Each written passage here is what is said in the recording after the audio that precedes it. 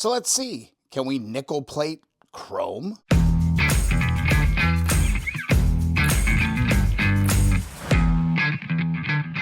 I've heard mixed reviews on being able to do this. Usually what I hear is that the nickel is unable to adhere to the chrome surface. So let's scuff it up just a little bit, see if we can get some surfaces for adhesion. And that ought to do it. Breaks my heart, but that chrome is pitted real bad. And before we get too deep, if you need to know how to set up an initial nickel plating setup, I'll link the video in the description and in a card right here. Let's get the process ready. I've got my nickel rod. We'll go like that. And I will grab my positive lead out of my power source, just like that. I'll get my piece wired up on some copper wire. Oh yeah, don't forget to degrease and clean that part before you put it in the solution. You want to get rid of any grease or fingerprints or oil on that part. I will submerge my piece into the concoction and connect my black ground, my ground lead, to the copper wire on the wire, or on the copper wire attached to the part. Let's go power on.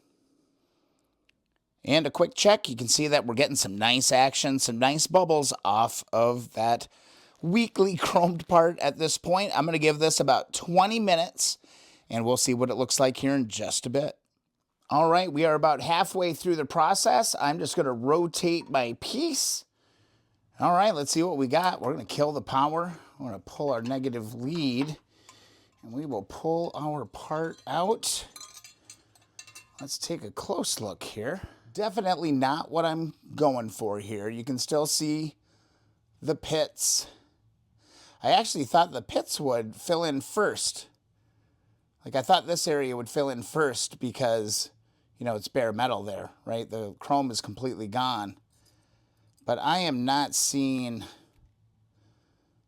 a hill of beans difference after about 30 minutes of that. I don't even feel any nickel on the surface at all. If you look really closely at my fingertips, you can see a little glistening there. I'm pretty sure that is the nickel plating wiping right off. So I'm going to say no, you can't directly nickel plate over chrome, even if you scuff it up. I think you're going to have to etch the surface with some sort of an acid in order to even have a shot at this. But this was worth a shot. At the end of the day, don't waste your time. Not a hill of beans difference right here. And now all I got is an even more scratched up and hideous piece. Hope you enjoyed the video. If so, be sure to subscribe, hit that like button. It helps the channel a lot. And go get yourself a free sticker at keeponwrenching.com.